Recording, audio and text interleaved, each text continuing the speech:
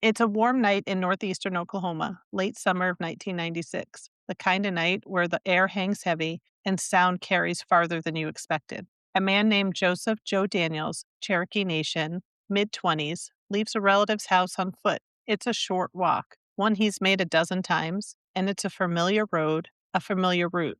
But somewhere between the front porch and wherever he was headed, Joe Daniels disappears. No witnesses, no search, no coordinated investigation, no headlines. And for nearly 30 years, his name has lived mostly in memory, not in databases, not in news archives, not in the systems meant to track the missing.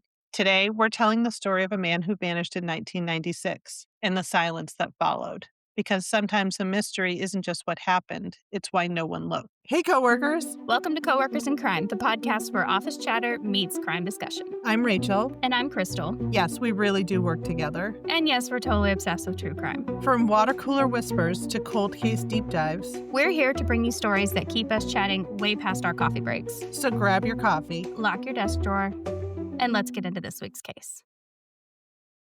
So before we get too far into the timeline, we need to place you in the right part of Oklahoma. This is the northeastern corner. So think rolling hills, like thick woods, gravel roads that turn to red clay after rain. Communities are small and tight-knit, and they're really spread out. Joe Daniels lived within Cherokee Nation jurisdiction. It's an area where tribal, county, and state lines just sort of overlap in a messy Venn diagram. And in the late 90s, that overlap wasn't just confusing, it was often a dead end. And why that's important would be because when someone goes missing in a place like this, the first question isn't what happened, it's who's responsible for responding, which really reminds me of the Highway of Tears, where it's just so widespread and whose jurisdiction and things get lost. Exactly. And in Joe's case, that question never really got answered. Let's talk about who Joe was. Joe Daniels was known for being quiet, steady, and reliable. He wasn't the kind of person who disappeared for long stretches or cut off contact. Family described him as someone who helped out when asked, someone who walked everywhere, and someone who kept to himself but wasn't isolated. And that matters because when adults go missing, especially Indigenous men, there's this harmful assumption that they just wandered off and they'll come back, or that they just don't want to be found. Right. And those assumptions shape the entire response or lack of one. And I think we see that with teenagers too. When a teenager goes missing, oh, they must have run away. When an adult goes missing, they must have walked off and just needed to blow off some steam. They'll be back. Do we even know why Joe went for a walk that night? Family accounts say he was heading home from a relative's house. It wasn't far. He's done it before. There was nothing unusual about that night. No argument, no signs of distress, no reason to think anything was wrong. So let's talk about that last night. It's late August 1996. Joe leaves the house sometime after dark. The exact time isn't documented. And that's one of the first signs of how little official records exist. He steps off the porch onto a quiet rural road. No streetlights, no traffic, just the sound of insects and the crunching gravel under his boots. And that's the last moment anyone has really heard of him, right? Yes, no one saw him after that. No one reported hearing anything unusual. No one reported seeing a vehicle stop. No one reported an argument or a struggle. He simply didn't arrive home. Yeah, that kind of disappearance is the kind that feels unreal, like someone walked into a dark portal and the world just swallowed them whole. Yeah, and how does a grown man vanish on a short walk in a community where everyone knows everyone? I didn't know if you wanted to answer that. Yeah, I'm thinking, like these towns are small and close together and they're really tight-knit. So if someone's known to have the same patterns, like I always go to this bar or I always go hang out with these friends and I'm always showing up here, then yeah, everyone notices those kinds of things. Like we know Joe, he's always over here on Thursday, or always. We kind of have that habit around here. Like we do the same things on certain days. So I don't know. I just feel like people would notice very quickly that he was missing. And correct me if I'm wrong. Is Oklahoma like flat plains or are there mountains? I don't think it's very mountainous because we've been there several times and there's a lot of Indian grounds like there. And that is that rural space, like a reservation. There's no big buildings. Everything is just so light. Like we've not made a massive footprint out there. So yeah, I mean, I can imagine it is pretty vast. I don't know that I've gone northeast as often. But Yeah. So when Joe doesn't come home, his family noticed quickly. This wasn't someone who stayed out all night. They checked with relatives, they checked the route he usually walked, they waited, hoping he'd show up. But by the next morning, they knew something was wrong. and this is where the jurisdictional maze kind of begins. The family tried to report him missing, but depending on who they reached tribal police, county sheriff, or state authorities they got a different answer. Some said he was an adult and could leave if he wanted. Some said they weren't sure it was their jurisdiction. Some said just wait a few days. Yeah, which, I mean, we all know the first 24 to 48 hours is everything. So there goes your few days. Exactly. And here's the part that still hurts to say there was no coordinated search for Joe Daniels, not by county, not by state, not by federal agencies, not by tribal authorities, because at that time, tribal police had limited authority and even fewer resources. Yeah, so that leaves family, really, which we've seen a lot of, where family takes on the brunt of finding their missing loved ones. And they did. But without official support, without search dogs, without aerial assistance, without a command center, the chance of finding anything shrinks very quickly. Days turned into weeks, weeks into months, and Joe's case never makes the news, not even a short column in regional papers. There was no press conference, no missing persons flyer campaign, no public call for information. Yeah, that stings because it's not just that Joe disappeared, it's that his disappearance didn't even register in the systems that are meant to protect people. Like nothing. Not even a milk carton. That's awful. What does it mean when a person's disappearance leaves no public trace? I mean, that means the system failed them. I mean, how devastating that not even his own people, the tribal authority couldn't even look for him because they didn't have the resources. That's awful. It's a Yeah, systemic failure. it really is. And I mean, because we see it all the time. When someone goes missing, we expect a certain sequence of events. A report is filed, a search begins, agencies coordinate, information is gathered, and it's on the news 24/7. The ones that make national news. We hear about it constantly. But none of that happened for Joe Daniels. Yeah, and that's not an exaggeration. Like there's no search party, no canvassing, no dogs, no helicopters. Zilch. And the family tried to get help, but they ran into a wall of confusion. Again, it's 1996. Northeastern Oklahoma was a patchwork of overlapping jurisdictions, Cherokee Nations, county sheriff's office, and state authorities. And each one seemed to think the other one should take the lead. Could they not have a conversation? Yeah. Yeah. We've learned mistakes from that from back then. It's 96, right? Today, that shouldn't be happening where there's no jurisdictional gap and we have better ways of, but like we saw, Interpol has figured that out, but I feel like we still are not there. I could see this happening today, which is, have we learned nothing, right? Because no one did anything.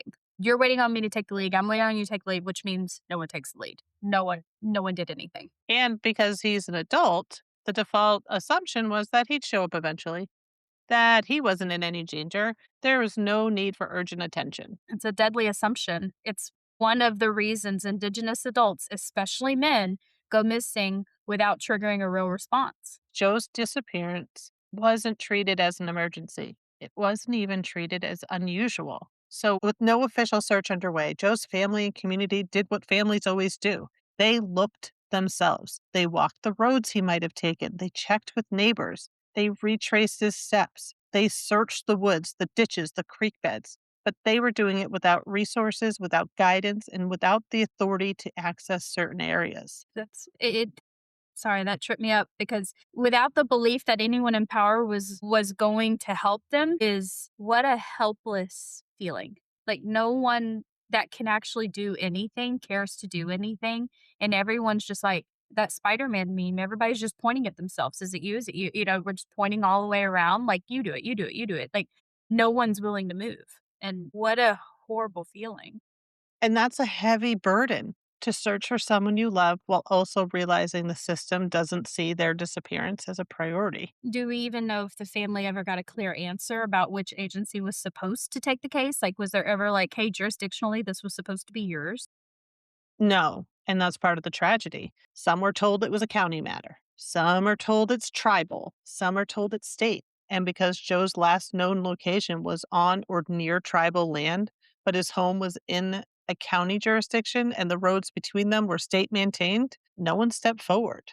That what a perfect storm of, like, bureaucratic indifference, just, "No, And not me, not me, Joe's not family me." was left to investigate this by themselves. And we see that so often when families feel discarded by the authorities that they're just going to take it on themselves. Mhm. Or even what they are getting is so messy, and if they are taking it on, but it's messy and they're not really taking every little detail or finding things, but a lot of families end up finding more information than the police do. Yeah. And one of the most important details of this case isn't what happened, but what didn't happen. Joe Daniels was not entered into the National Crime Information Center when he went missing.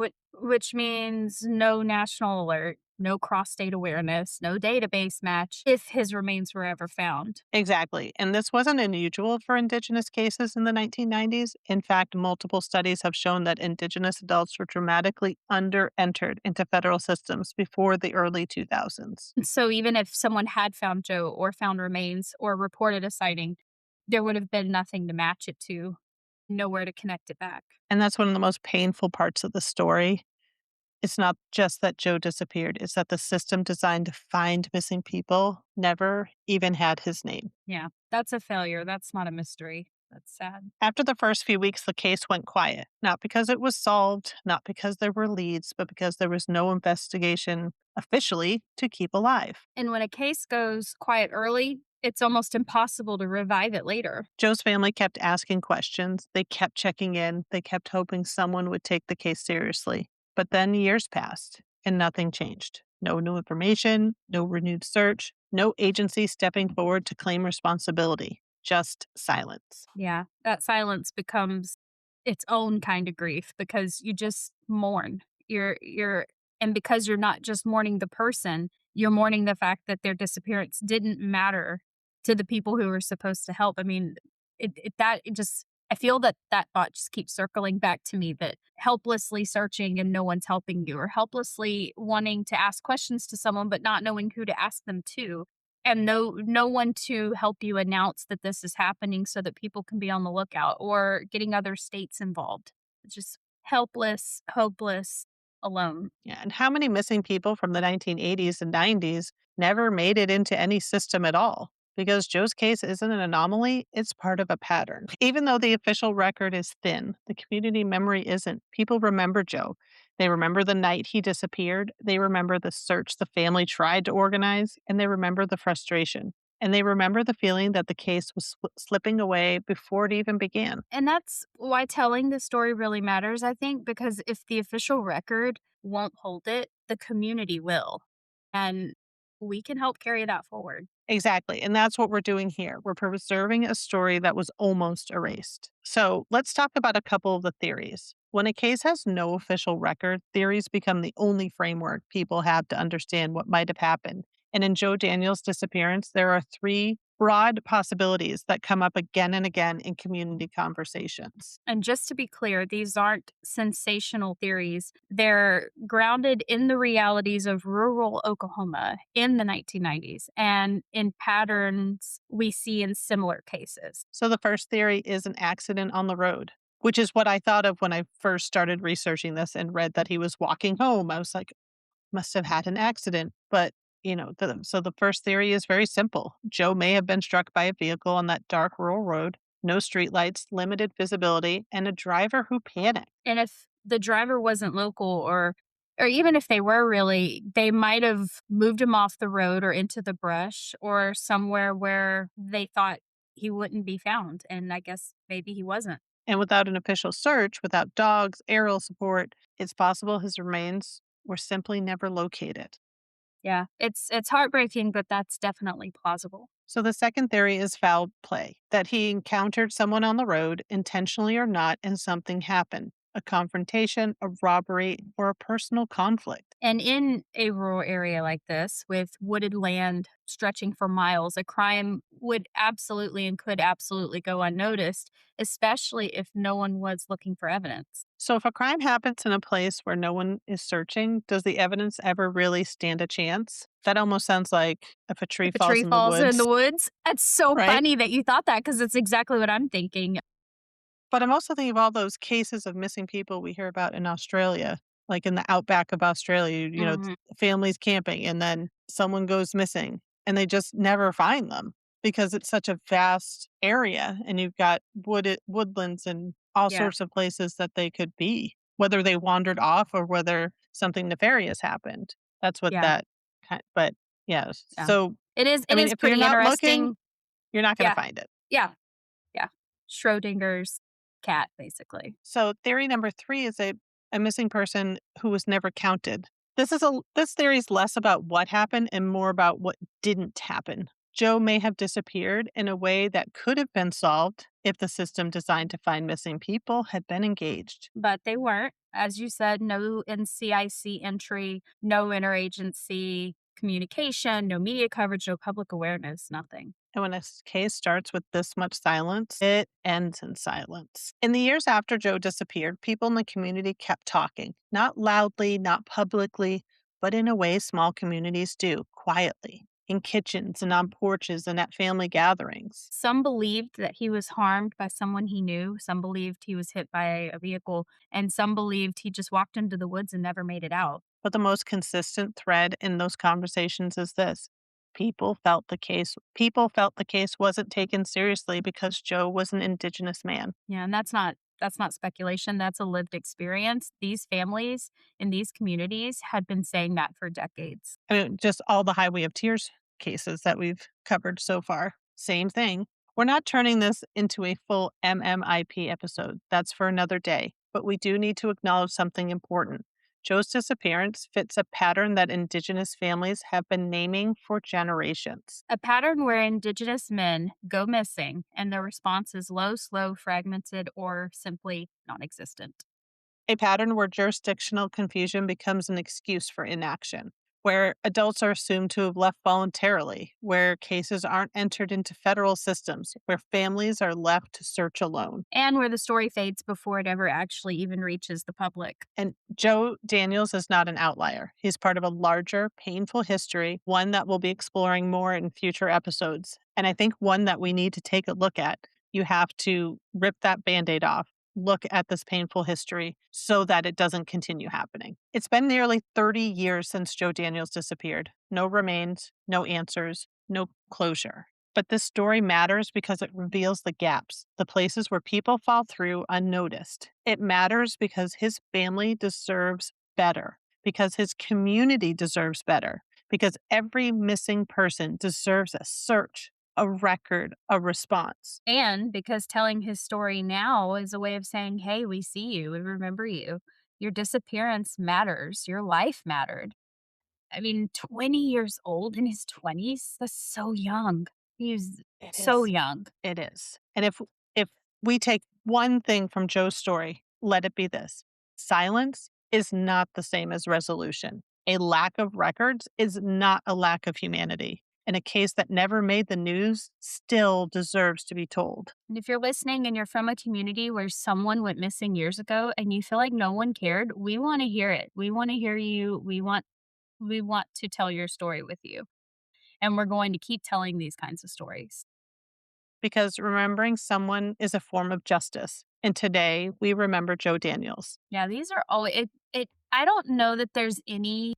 Yeah, there's been a handful of cases, if you remember, that made me wanna go out and, like, do something, like, and these are those cases that it just makes you wanna do something. There's gotta be a way, and I'm sure the families feel that way, and why would I know any better than they do? But it's just unfortunate that we just have nothing, Yeah. and it's not like this has stopped.